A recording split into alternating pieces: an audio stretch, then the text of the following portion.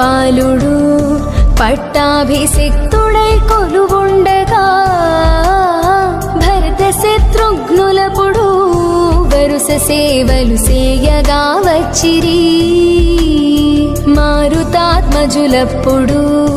రాఘవుల జేరి పాదములొత్తగా సుగ్రీవుడా కొలువులో కూర్మితో నమ్రుడై కొలువుండగా ఉంగురులు నారదులును ఏ తెంచి నిలిచిగానము సేయగా రంభాదులా సభలలో ఎంతో శుభరమ్యముగ నాట్యమాడా సనకాది మౌనీంద్రులు కొలువులో శాస్త్రములు తర్కింపగా సకల దేవతలు గొలువా ఉదయాన పుష్పవర్షము కురిసె.